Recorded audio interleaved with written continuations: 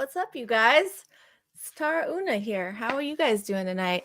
I hope you all have tuned in because I get to talk to a pretty amazing legend herself, Hot Rod Jen. Like the best of the best. I'm super excited about this. Uh, so welcome to the all new Kustom A Go Go show. Thanks for popping in, Jen. Thanks for being here. Thanks for having me. I'm very excited.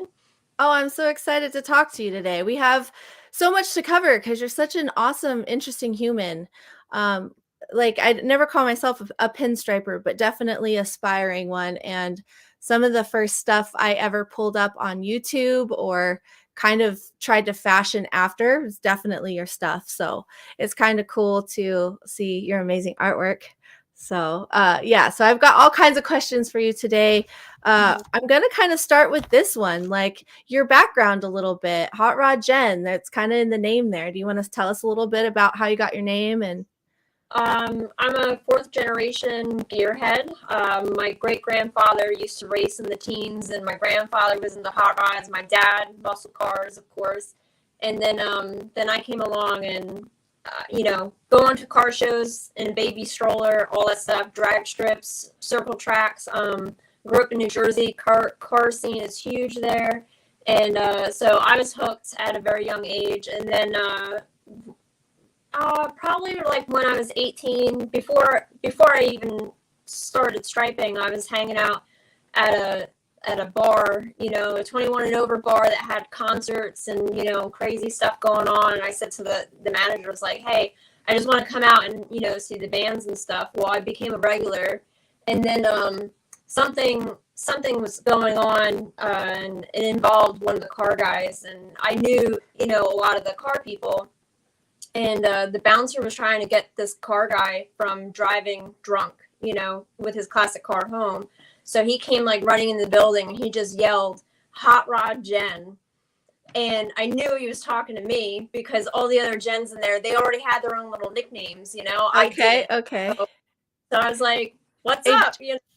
And he's like, so-and-so's outside trying to drive home drunk. Can you go, like, because he didn't know who he was affiliated with, He's sure. like, you go. And trying to keep him safe. Jen, we got a little bit of fuzziness on your audio, and I really want to hear the story because it's amazing. Okay. So we're going to try. Let's see what Johnny says. We're going to try to chat so we can fix your audio. So just give us just a second, and we'll just mute it, and I'll kind of talk. But that's kind of fun. So it was given to you, your nickname a little bit. We're going to fix some audio here. So you get to see just me for a minute. Jen will be right back. But hey, why we got some time to talk about it. GnarlyMagazine.com. Have you guys been there?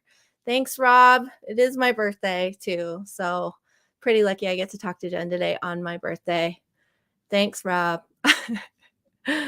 Rob Murray, known as the Gypsy Wizard, is the guy who is responsible for me learning how to paint. So thanks for that, Rob. Jen's back. All right. Testing. 1, 2, 3. Much better. Awesome. Okay. So continue your amazing story. So guy ran into the bar, screamed out Hot Rod Jen. Yeah, I replied, ran outside, saved the guy from driving home with his classic car drunk, like totally 3 sheets to the wind, can barely keep his eyes open. And I knew his friends, so I told the bouncer, I was like, go check this lane, took the guy's keys from him, even though he can start his car without his keys. But like got him out of the car and got him, safe. But since then, people, called me Hot Rod Jen and ran with it. So it's pretty neat getting a nickname like that. It is, especially when like kind of one comes to you, right? It's kind of like you didn't pick it out. That's so cool. So it's kind of cool. So Kustom culture, 4th generation, like you said. So you've been in and around it your whole life. And So how did you kind of get, I guess, started in pinstriping and art in that Kustom culture field? Well, I've always been doing art and I've always loved cars. And then in like high school, I married the two together. And I was that like in high school, well, before high school, maybe like 13, 14 years old, like the Kustom culture was like, available online if you can find it, or like magazines. It was getting touched in like magazines like Juxtapose and things like that. So And, what year was that about? Like early 90s, mid 90s oh, or? it was like later 90s for me when I found it. It was like 97, 98 when I found like kind of like the underground movement that was blossoming, at least, Absolutely. Yeah. what I found out. And then I started going to the custom culture shows probably when I was 14, like late 13, 14 years old. And there was only like really two around at the time, and that was the Hot Rod Hoedown, and that was between Philly and Delaware, and then there was one up in Connecticut, the Road Agents car show. So I was doing those before I can drive. I had a family friend that was into hot rods, so like How he was like, cool. yeah. So anyway, like, but the art that I was doing, I was getting more into, like Ed Roth style stuff, the Okay. monsters, the Piz, and other custom culture artists of the time. And then so my art was in these car shows, and then I was talking to a friend. I was 18. It was like the end of, 2004, I believe, and I was talking to a friend in a parking lot at this car show, and he's like, "You should learn how to pinstripe." And like, I've seen it.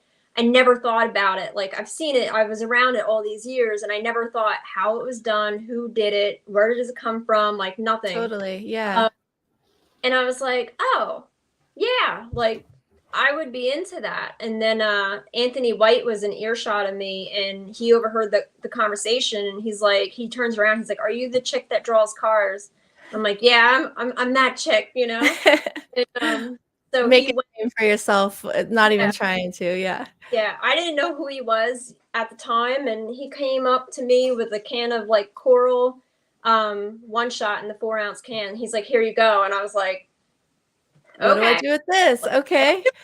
Like I've And never. so how did you start learning how to palette and what brushes to use? And So my uncle is also an artist and gearhead, and we didn't see each other a lot, at the time period. But when we did, like, we're always doing like a new art medium. So he had like, I got to see him probably around Christmas time, and he's like, "Oh, what are you into these days?" And I'm telling him, and I'm like, "What are you into?" And he's like, "Oh, I'm an oil painting, and like gorgeous oil paintings, like ridiculous." cool. Like, "Oh, that's cool." I was like, "I really want to get into pinstriping." He's like, "Oh, I pinstripe." I'm like, "No, you don't." Like, yes, I like, no. Like, I've seen his artwork my whole life. I've never seen pinstriping like that I can remember from him. He's like, "Yeah," and he showed me in the garage like all his pinstriping on his tool chest. Wow. Like, no way. Yeah, you're like, I never thought to put it together. That's cool. Blew my mind. And he pinstriped with Cool. Ed Roth in like the 80s. He met Ed Roth, and all this stuff was like, oh my God. So like, he's like, you go get what you need supplies wise, which I had no idea what I needed. He's like, you get your supplies, come over, and I'll show you.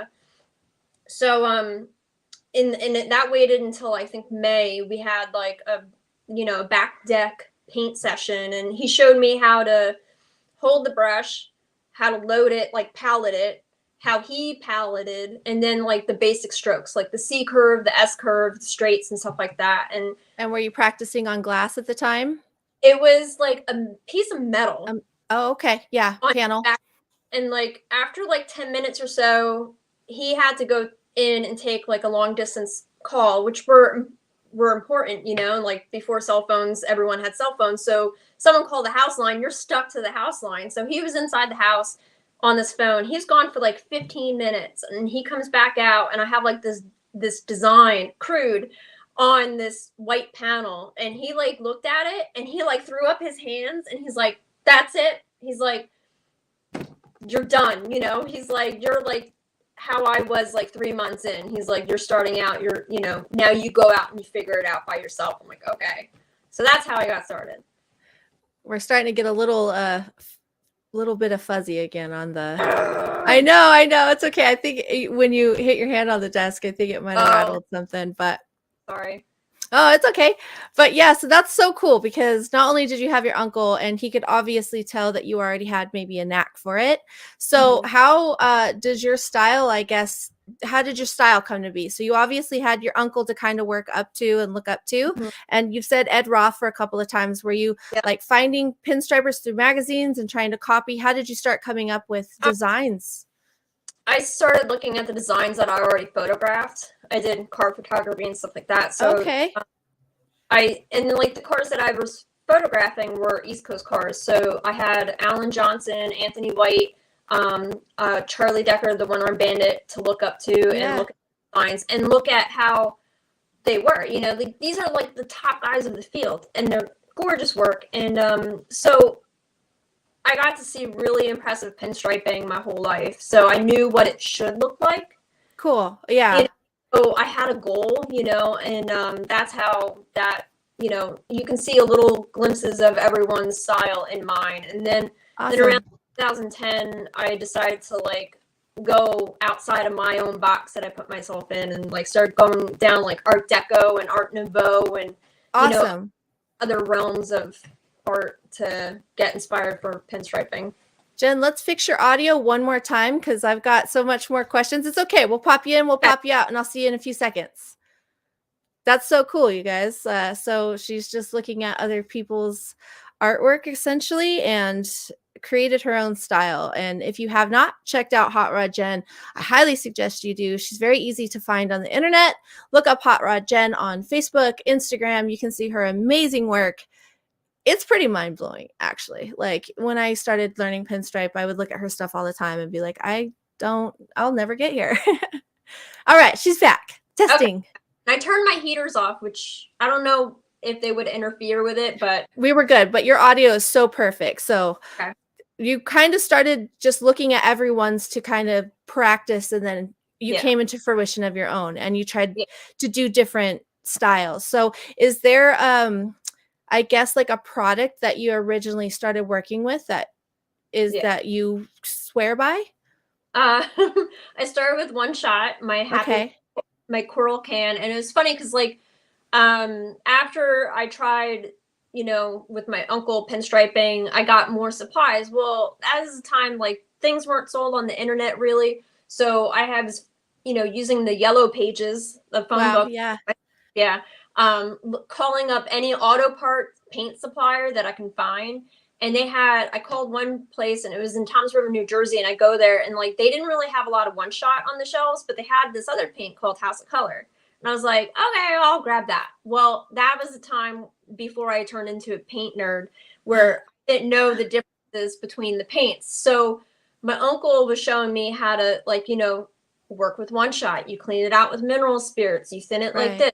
You know, you do that. Well, probably like the third attempt that I tried pinstriping, I opened up that House of Color, and I was trying thin with mineral spirits and clean with mineral spirits, and I was like, oh my god, this stuff's garbage.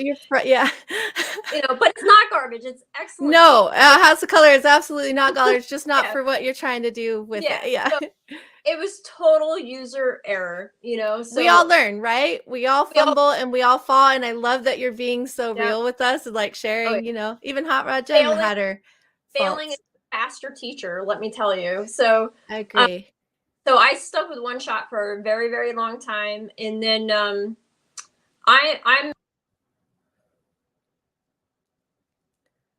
oh, we lost her on the audio, Johnny.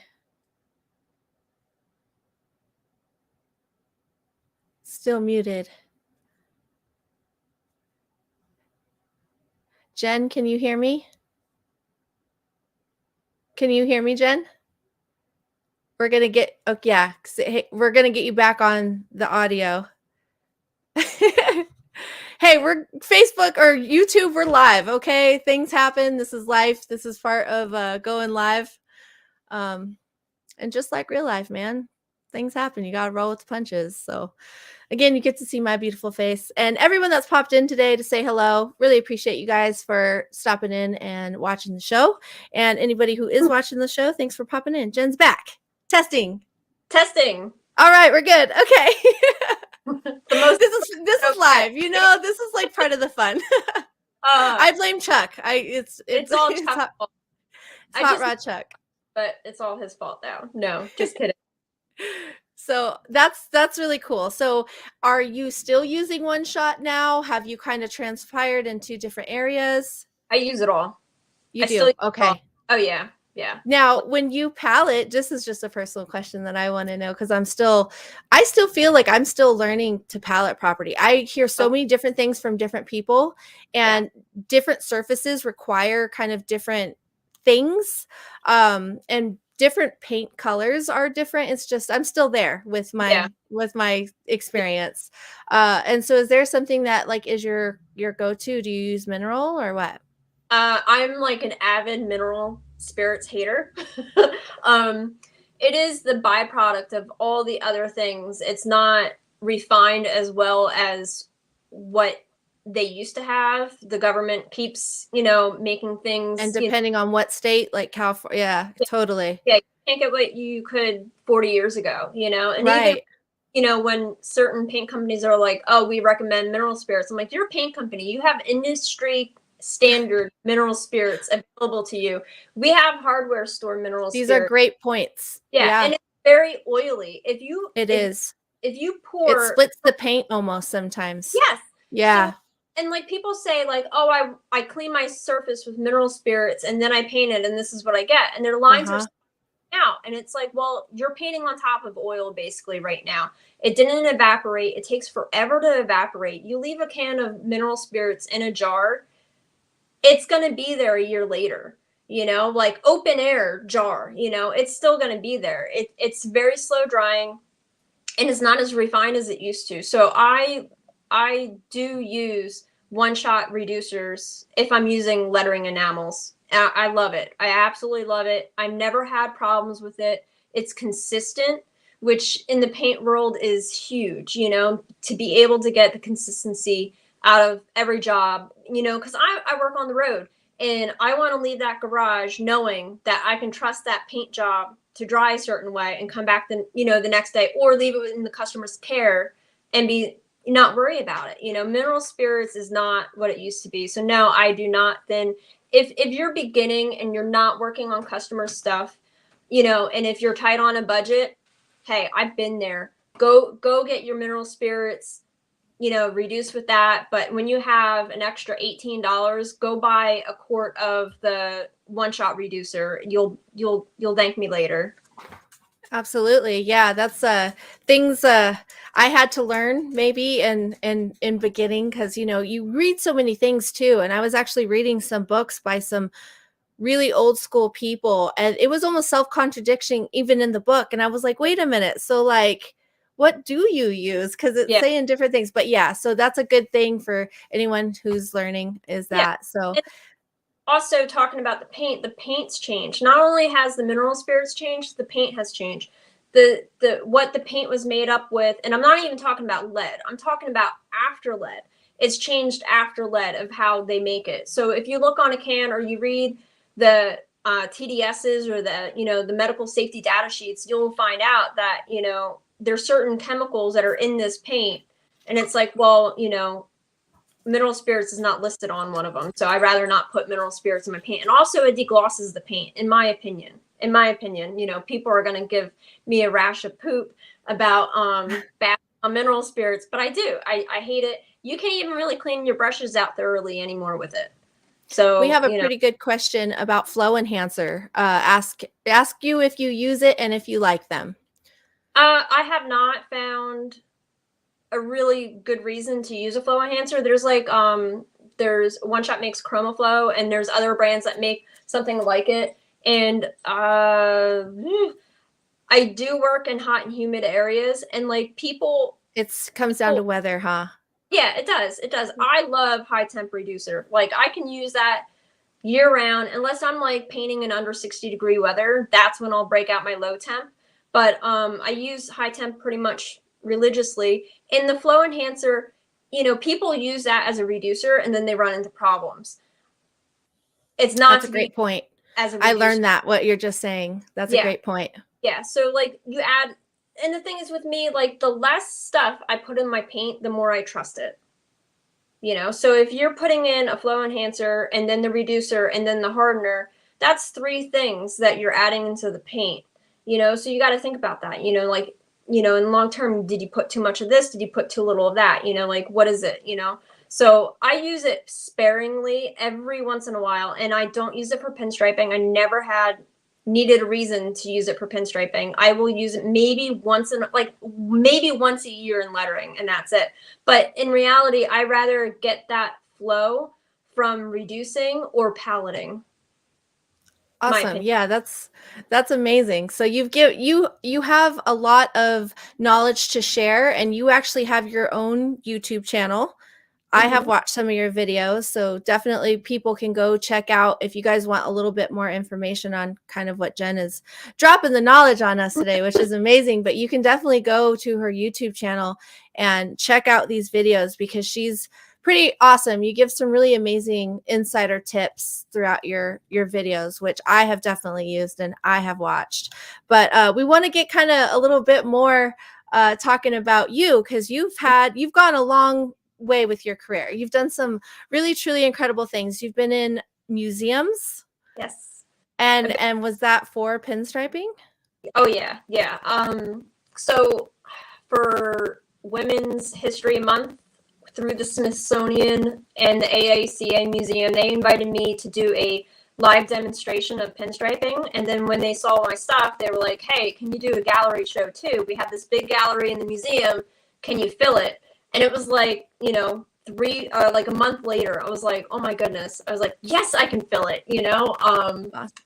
Jen, we're getting choppy, so we're going to pop you out again. I'm so sorry. I keep asking you a question, then we got to pop you out. But let's come back to this because it's really truly incredible. I think it was 2016 is what she was talking about. But like, how cool would that be, to be killing it as a pinstriper and then be asked to fill space in a museum? Like, that's pretty incredible. That's a big honor. So I'm really excited to hear about this from her. She's back. Okay. Testing. Yes, awesome. We're good. So is this in 2016 is when you're talking about and what museum was this? That was the AACA Museum, which is the American Auto Club of America Museum. And where's that located? That's in Hershey, Pennsylvania, right next door. Okay. I'm in Hummelstown, and literally like 5 minutes down the road is the museum. So that's awesome. And so they had a gallery room, and I filled it. And it's funny because like the AACA is geared towards preserving the stock, historical cars. Okay. And they don't really have hot rods involved with the club. And there was a whole bunch of hot rods out front that day. I had a lot of friends come out. I had a lot of people interested in seeing my art come out. It was the whole entire parking lot was filled. Cool. They had a standing room only event, and my room was like standing room only where I was doing my demo. So that was really awesome. So all the walls were filled with my artwork, pinstriping artwork, or my photography. I mixed the both together. Cool. Because you're kind of multimedia artists. I mean, most artists are, to be fair, but yeah, that's really cool. So how many pieces would you say was in there roughly? Oh my goodness. I can't remember. It's okay. Because to fill a space, it's pretty big. It is big. Yeah. And it's a lot of space to fill, and I was really busy and a lot of sleepless nights on top of working, so. Yeah, we have a good question from Inkfish, and it says, do you have any upcoming shows? So I have, not this weekend, but next weekend, I'm getting inducted into the Pinstripers Legends in so cool. Yeah, that's in Milwaukee. What an honor. That's a big car show, and they have the auction there. So I'll be there, and everything that I paint that weekend will go up for auction for the Children's Hospital. And where is this happening? Milwaukee. The event hall in Milwaukee. I don't know what it's called. Okay. But look up Pinstripe Legends or World of Wheels Milwaukee. It'll pop up. So that's a big expo center there, right in Milwaukee. And then the end of March, I'm trying to remember all the events. The end of March, I'll be at Piston's piston powered car show, and that's in Cleveland, Ohio, with Crazy Paint Panel Jam. And that's all charity also. And then May is the only real show that I have scheduled, and that's Vintage Torque Fest. And I go there and I take all my artwork and I sell it. And I don't bring any paint with me. I don't paint on site at that show. I just sell all my art, and I have a lot of collectors that show up, and I'm extremely thankful for them to allow me to, get my art out, that one time a year, and then, just work on people's projects for the rest of the year. That's awesome. And so do you have a website with your art for sale that people could go and look at and purchase? I do. I don't have any original art up right now. I have my prints, the shirts and merch and stuff like that, and that's at hotrigen.com. It's been really hard for me to like sit down and do artwork for sale because I'm on the road a lot. And then I when I understand that. I yeah, am also a traveling artist and I yeah, get it. it's a lot of work. Like this Yeah, one, it's so much. It's a yeah. business in itself running Oh, that and then getting shipping and yeah, I get oh, it. for sure. And like that panel behind me there, I started that I think in July, and I just finished it. I get So that. Yep, I've in got like stuff. little by little, I can bang out the little jammers, I do them once in a while, but like the big pieces, man, like they're consuming. And so you were talking about being on the road and traveling as an artist. Mm-hmm. We have an interesting question that says, how do you feel pre-COVID versus after COVID, post-COVID? Has that changed traveling for you at all? And if so, what was it? It that stopped me from going to the charity events because they weren't happening. But as for business, it boomed during COVID. A lot of my clients had time and money to put into their vehicles to finish their vehicles, to hire me to do their jobs. So I was scared in the beginning because like that was like March 2020, and in February 2020 I was in Finland. When I was coming home from Oh, Finland wow. art show out there, they were asking me, they're like, have you traveled to China in the last, I was like, no, like no, I just went to Finland. I'm coming back home. And it was very eerie, and it was Yeah. that beginning feeling of like, is stuff going to hit the fan, Yeah. And it did. And I was worried at first. And then I was like, well, I was just busy and busy. And then in my area, they actually like, they gave a ticket out to a girl for just driving her car. And I was like, that ain't happening, like I'm like, Wow. I've got work to do and I'm on the road, and I work on emergency vehicles. So if, they said like, hey, if you get pulled over, come in here, like just tell them, you're working on emergency vehicles, which I was. And I'm like, okay. But yeah, I stayed busy. And what busy. were you doing on the emergency vehicles? I do gold leaf repair jobs on fire engines, fire truck, Wow. fire apparatus. Wow. That is so interesting. I didn't know that about you. Yeah, and then like this month, like I can't post a lot of the stuff that I do for them. Like I've been with them for like 6 years. Whenever they have a truck in that needs gold, I'm there. And so I can't Wow. post. Truck has a name, like the name, like if it's a scroll or just a stripe, I can. But so this month, I've had a fire truck every single week. I've been there like every week or every other week since like the last week of December. It's awesome. That's so cool. We're going to pop you in and out again. Little Okay. crackly on the audio. It just happened. She'll be right back. But like, how cool is that? Fire trucks. You never know where your art can take you. It's like you can get started on doing artwork and the next thing you know, you're painting fire trucks. Like that's pretty amazing. Like that's an incredible story. We still have lots to talk. Hi, she's back. Okay. But that's so cool. It's so amazing how you could just, start from pinstriping hot rods and now you're helping with emergency vehicles. You just never really know where art world can take Nope. you. Nope. So you're talking about being in Finland. Mhm. Where else has your art taken you? Where have you traveled?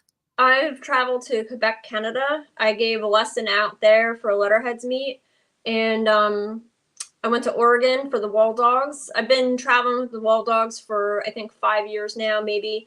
And I've been to like I've never went to New Hampshire before, so I went there for that, and Rhode Island and areas like that. But I was never that far west before this year to Oregon, and never left the country before Canada and Helsinki. So that's really special to be able to go places because of my art. And Absolutely. Andy Capuccio right there, he's amazing. He helped me with block lettering for sure. So cool. So I guess that kind of leads me on to the next question, if I had any. But who's helped you out? I learned a little bit from Todd, our last show last Wednesday. You guys kind of became friends, and you guys live very close to each other. And so, who else? No, you No, don't. he lived like 8 hours away, I think, Oh, maybe. okay, Yeah. okay. But when He's I just drive close. by, I always pop in his place. I'm like, hey, let's go out to dinner, so. Cool. Cool. Yeah. So who else, maybe that's well known that you kind of Mhm. gathered information from or learned from? I was very fortunate. After I got out of my little pinstriping shell and started getting more around other pinstripers around 2013, I met Mr. J, Andy Capuccio, who was just in here, Dwayne Canott, Paul Quinn, um, um, the laundry, like Glenn Weisgerber. I mean, there's so many, Art Schilling. There's so many amazing people who have, helped me. And after I got out of my little, I want to paint by myself shell, and with lettering, like lettering has always been a struggle for me. So those, all of them It's have a helped. different skill. Yeah, Oh, totally. And absolutely. there's a science behind it, and there's rules, and that's why I gravitated towards pinstriping, is because there was like there are rules, They're all which rules, but you and Todd talked about, but it was a lot more freedom. And you can break them in different oh, ways. Yeah. where lettering, I mean, it serves a It's very really, mathematical in a way. yeah, Yeah. and it does a job. If you're, and this drives me nuts when I'm going down a town like street, even if like the business is 10 feet away from me, if I can't read their sign, that sign person failed their job, for that business, and that matters to And businesses. that's absolutely money out of their pocket. A great Yeah. sign is money. Absolutely. Yeah. But like you got to be able to read a sign at a certain speed from a certain distance. You got to take all that in consideration when you're talking about business signs, and when truck lettering, you got to be able to read it when it's going down the road. So like all this stuff matters, and like letter spacing, color theory, it all comes into play. Absolutely.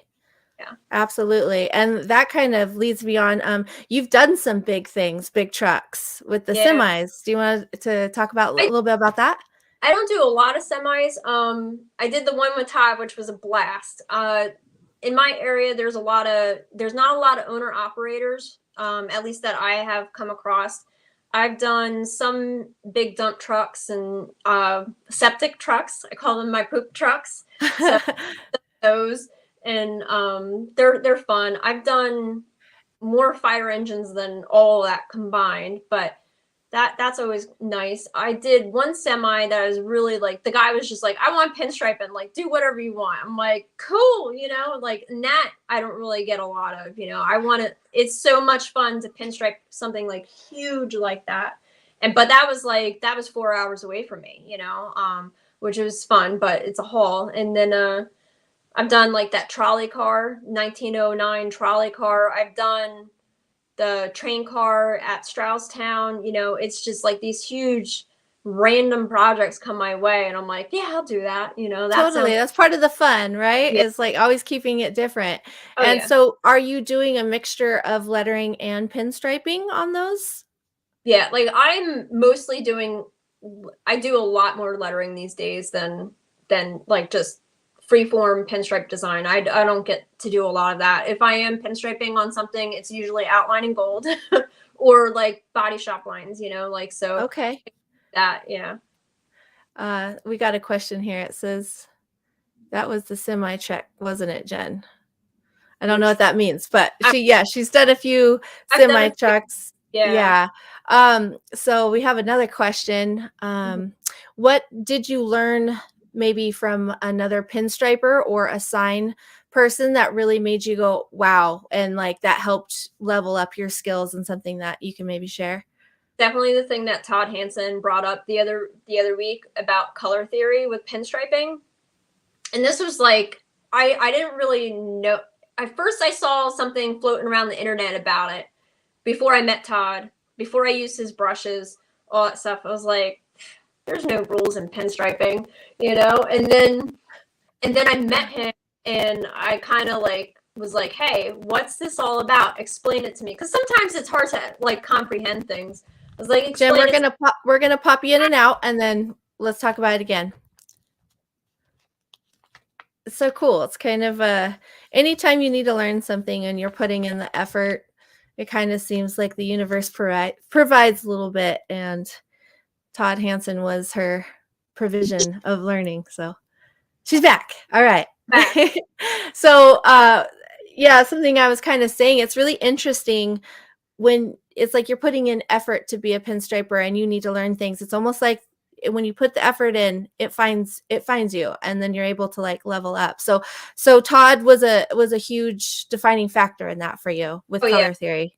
Color theory. So when he told me about layering the colors, you know, and that matters what your background color is. And I see people like try to explain it, and they don't. Sometimes they explain it well, and sometimes they don't. So if you have a white background or a light colored background, you want to start with your least amount of contrasting color to your most contrasting color, no matter what background color you have. So if you verbally say it like that, it makes more sense, because you know what happens if they have a black background, you know, it's not gonna anyway. So least contrasting to most contrasting color is how you want to build up. That way those lines aren't split up when you look at it. So but how I mean, that was 2014, I think, when I heard that. So that's 6 years in, maybe more. I don't know. I can't count right now. Like, we're artists. It's math's hard. Yeah, math matter unless so anyway, but the way I self-taught and the way I built my designs, after he told me about that and explained it to me, I went home and tried doing my designs by color. You know, like, oh, I'm going to use the gray first on this black background, and I'm going to build myself up to this bright color. And like, it melted my brain for like 6 months. And I was so frustrated with myself, with the color theory. And I was like going bonkers. And then all of a sudden, basically I couldn't think and build my designs the way I freely was able to before, because I had this stuck in my head. And finally I was like, the hell with it. Like, just do what you want to do. Start with the color you want to start with, layer it the way you want to layer it, and then take your little Mac virus that you love so much and fix it in the end. And that's how I've been doing it ever since. Like, he can start with the color theory the way he does, but he's been doing it for so many years. And I was like, I am not relearning how to do. And what do you mean by fix it when you say that? Oh, okay. Hold on. Because I won't lie, after I got talking with Todd and he said that, and you popped in on the comments and said how much that helped you. I went that night and started pinstriping, and I was doing like a background. So, okay. So this is tons of color right now. Okay. There's purple, there's red, there's like light colors and stuff, and some of them interweave. But like, I know I laid some of this, this blue stuff. I laid some of this stuff after the white stuff.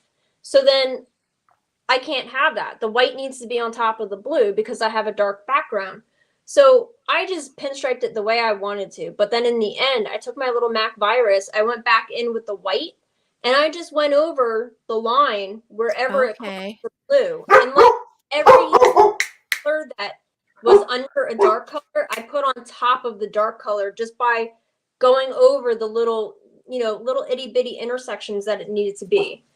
So that's how I fix it.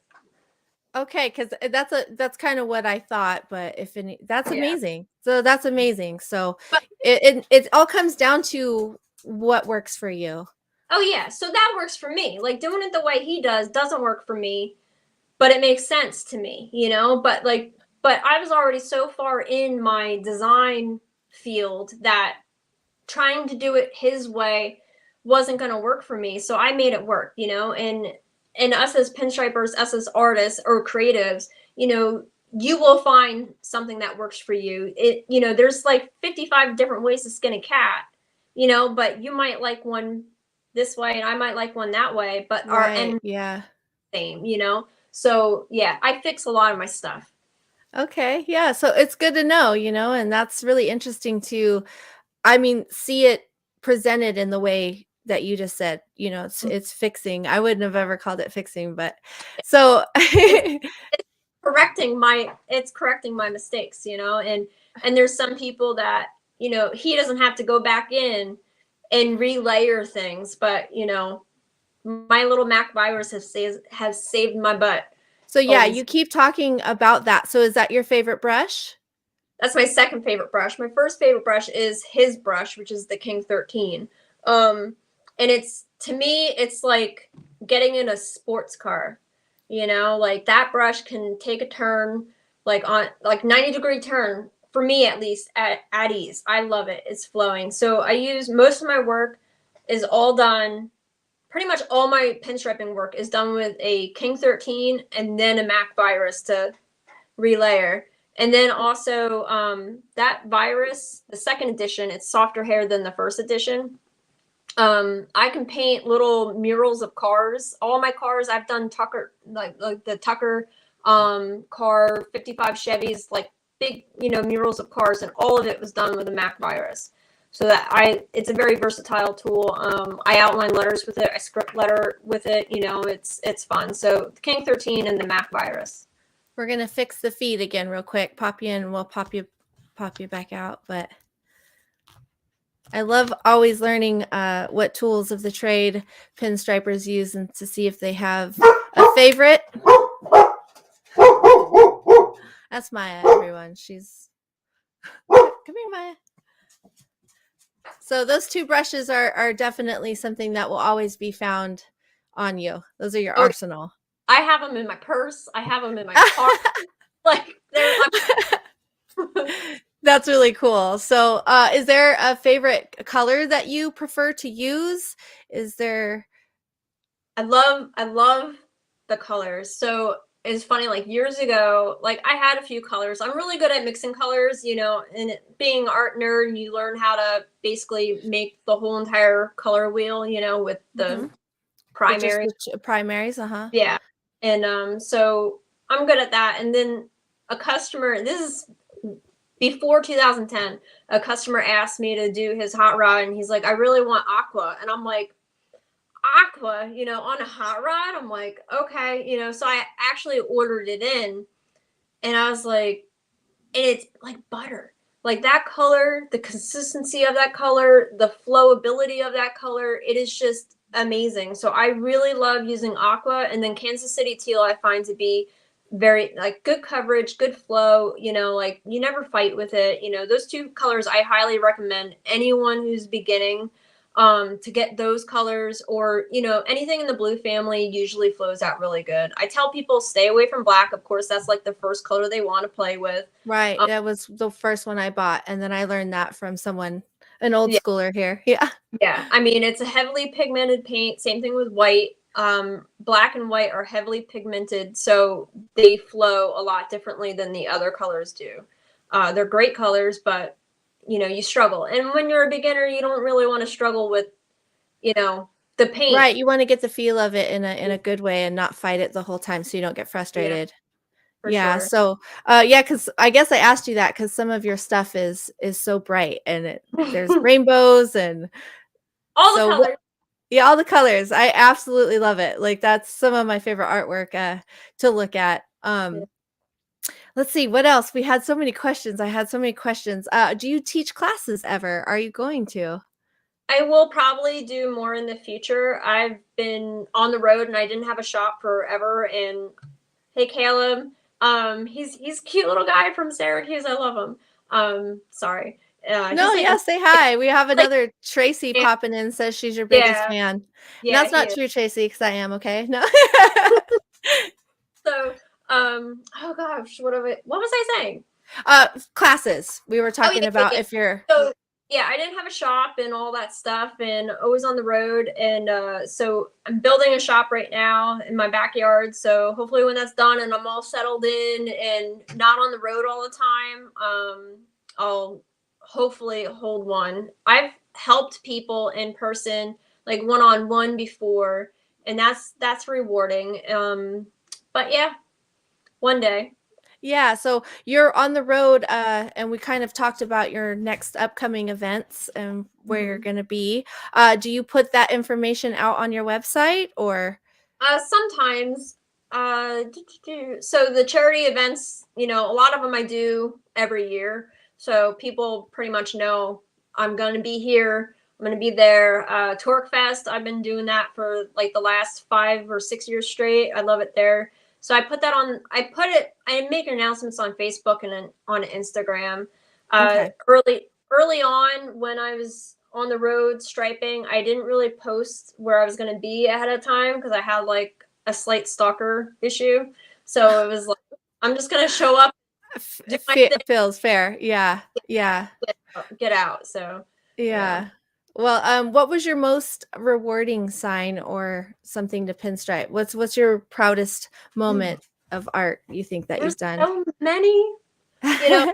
I'm one of those people, like, there's some people that are like, oh, I hate everything I do. I'm like, I'm so proud of everything I've done. Oh, I loved hearing that. I'm definitely the other guy. I hate it. I'm like, oh. One day I hope you become that proud of everything because I remember where I started. So like when I see something I've done, I'm like, I did that. I get all excited. So I have to say, like, this past summer, I did a Volkswagen bus for Del Ponte's Bakery, and I designed it. I don't do a lot of like designing when it comes to lettering, so I designed it all, and it was just perfect for it. Italian bakery in New What Jersey. color was the bus?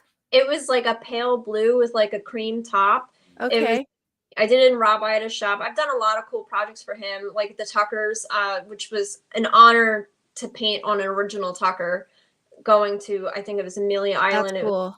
It was Pebble Beach it was going to. And I did another, cool. which was a replica Tucker with twin turbo engine. It was really, really wild. So that was cool. But so I love the bus. Rewarding. I did a bread truck, and that's another thing that I designed, like, the lettering, concave lettering. I did like this piston logo with wings and V8 symbol for this hot rodder. That one I was really proud of. I think I did that in 2018. So yeah, I've done a lot of work that I'm very proud of. That's cool. I have another question for you, but I think we're gonna pop you in and out again real quick. It's getting a little, there we go.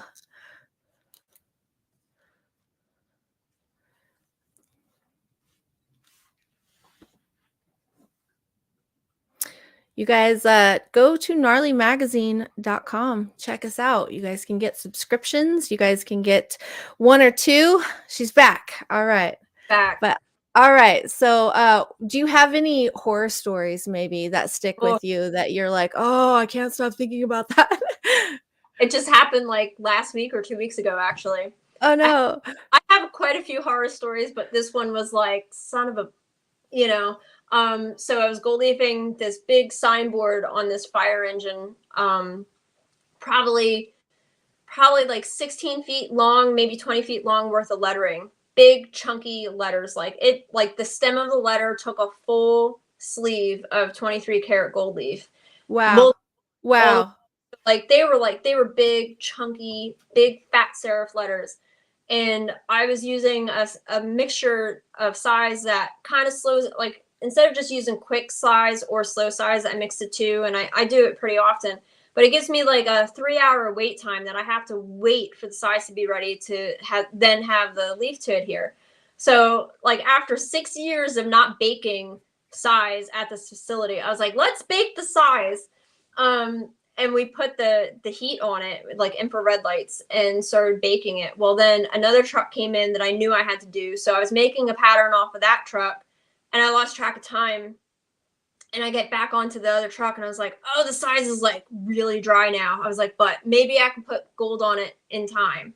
So I'm like slapping these leaves of gold down this truck, and I'm like burnishing, like taking the and excess. That's a lot of product. It's a lot. Yeah.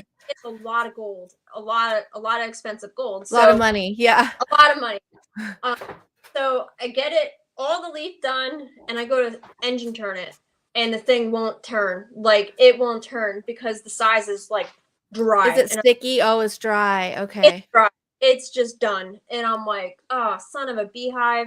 So it was like 4:40 at night at that time, which isn't late for me, but I'm like, I have to take all this off.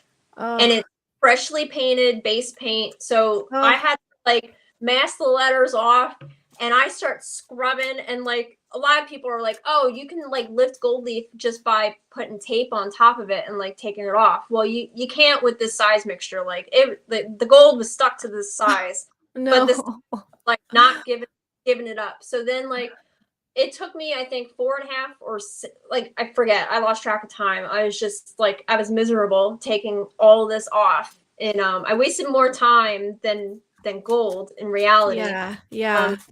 So I got it all off, didn't mess up the base paint at all. And awesome, because that would have been a much bigger nightmare. Bigger nightmare. Yeah. And so I was just like, whatever, I got it all cleaned up, and I was like, tomorrow I'll just do it without heat and just wait. So next day, like, because I got home at, I think, maybe 11 or like 10:30 at night that night. And so I just went in the next day and did it, and it came out beautiful, Awesome. But when I was wiping it off, I called up my friend who does fire apparatus, and he's been in the business 40 plus years. And I called him up. I was like, I tried being you and I failed. And he laughed, and he's like, I've been there, I was like, yeah, we've all done stuff, where it's like, that didn't work out. Got to start over again. So yeah, that's my newest horror story. That is the most expensive horror story, which isn't really that expensive, but it's that was definitely time and money, and Oh, yeah. not the way you wanted it to go down. So we have a pretty interesting question from Neil, and it says, did you ever have to replace a brush that is no longer made? And did you like the new brush? No, it's funny. Like, I started out with a green wrap 00 brush. It's pretty stiff hair, and then I transitioned into the King 13 after like using the Mac 00 for 6 years. And then I went into the King 13, and I'm like, this thing is amazing. And you haven't gone back? No. Oh, no. Yeah, and something else I purely picked up from your videos is you have something that you've kind of used throughout your entire career. You have a screwdriver, is it? And that's what you use to kind of, your trusty screwdriver? Yeah. I know, I'm kind of weird like that. Like, I know I have like that one kind of thing. There it is. Yeah. I've seen it on your YouTube videos. This screwdriver is so funny because like there's initials. You're not going to be able to see it. It's so faint. There's initials carved into it. And for like, since I started pinstriping, I've had this screwdriver. I don't know where it came from. Well, okay. That was my question. Yeah. So I always thought it was my dad's. And like, as a daughter, a car chick daughter who drove an old car when she got her license, I was always stealing my dad's tools. So this was what I thought was one of them. But turns out, Uncle Glenn, if you're watching, it's yours.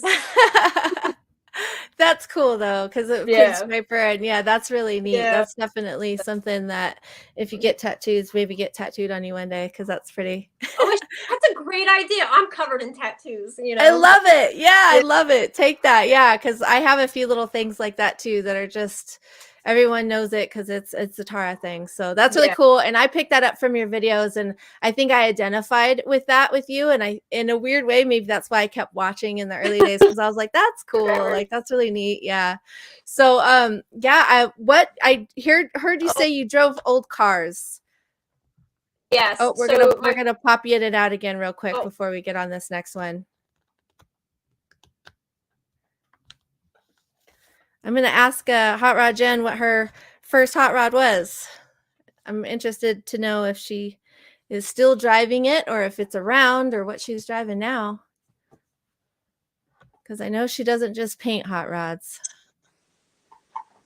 She's back. So I was going to ask you, so what is this car? Is it still around? Do you still drive it? What was the first one?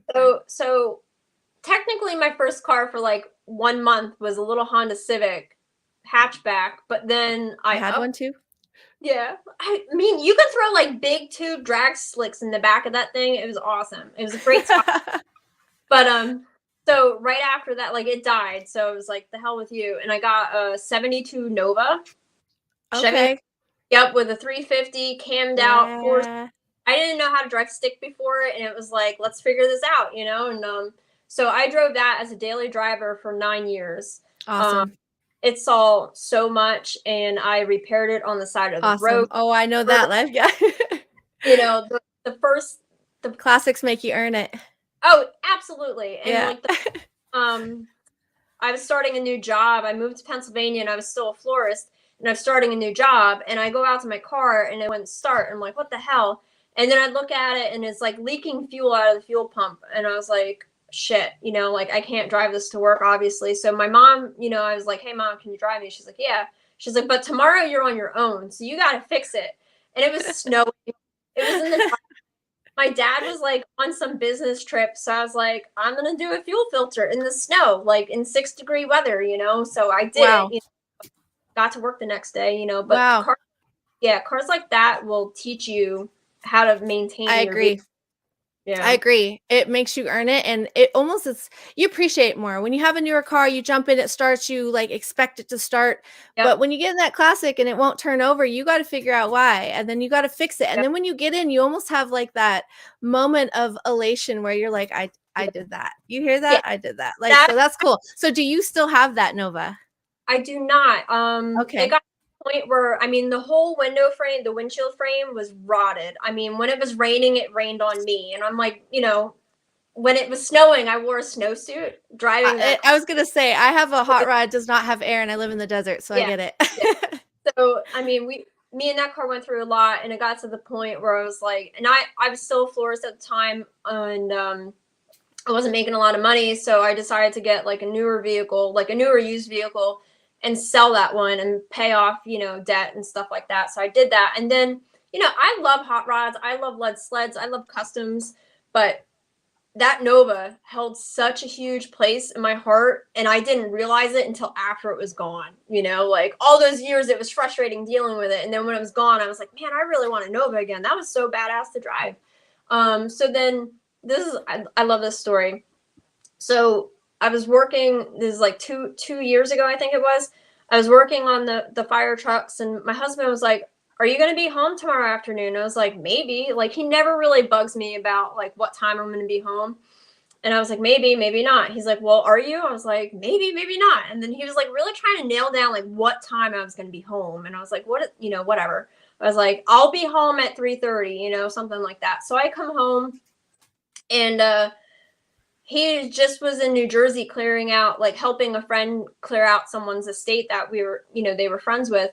And he's like, hey, I picked something up for you at Bruce's, you know, can you help me in the garage and, you know, whatever. So he goes into his truck outside of the garage and he hands me a cup, and it was like Nova Club of New Jersey cup. And I was like, this is awesome. I was so excited over this little plastic cup with a Nova on it.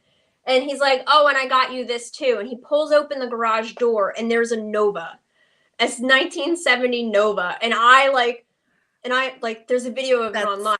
That's cool. I'm going to have to watch that. Yeah. This is a cool story. I screamed, are you shitting me? I said that 3 times, and I didn't know he was recording. Like, I really didn't. And I couldn't believe it. So yeah, I'm restoring that right now. How cool. Yeah. So I have another Nova, and like, I knew the guy who drove it, and it was his daily driver. It's gonna, you know, it's special. And I have the motor that I had out of my first one. I took it out before I sold it. So I'm gonna get that all revamped and put it in this one.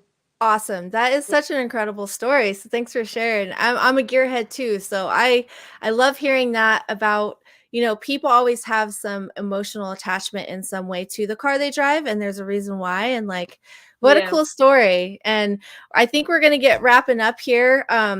It's been incredible talking to you. I could talk to you for hours. Like, you've got so much info, knowledge, and you freely share, which is so appreciative to people like myself and other people learning, you know. And so you're not a gatekeeper, and I really appreciate that about artists, you know. And it's like, so I can't wait to see all the stuff that you're going to be doing in the future. I'll definitely be a fan, continuing to watch what you do. But I kind of like wrapping up all my shows and asking if there's one thing that you can kind of tell the audience, just speak freely, you know, either something that inspires you, or maybe that you can tell that inspires them a little bit. What would that be about doing art? I say, you know, if you want to try it, try it. And don't be afraid to suck at it in the beginning, because we all struggled in the beginning. And if you like it, just do it. And practice is key. Worry about, you know, learning that brush, you know, whether it's a scroll brush or a sword brush, just take it and like go with it. And like I said before to other people, you know, you never know how long it might take you to grasp it, don't worry about it. You know, there's so many people that are like, oh, I'm not good at it, and they're only a month in. Well, you know what? Put in 3 more years and it might click, and it'll be worth it, you know? So I'm always like, just go for it. Awesome. And that's excellent advice. Yeah, I've actually told that recently to someone. You know, we all suck our first time. We try to walk as babies. We don't walk right away. We fall down, but keep at it. That was amazing advice. And again, I appreciate you so much for being here and talking to me today. It was so nice to meet you. And hopefully one day I run into you and I get to meet you in person. It'd be an honor. It would be great to meet. And thanks for stopping by the Kustom A Go-Go show. No worries, it's live. That's what happens. So thanks everyone for popping in today. That wraps up Kustom A Go-Go show. I'm your host, Tarah Una. Super stoked. It's my birthday. I got to talk to Hot Rod Jen. That was dope. Stop by Gnarly Magazine. Pick some stuff up. We've got all kinds of stuff for you guys to check out. Again, that's Kustom A Go-Go show. I'm Tarah Una, and I am out.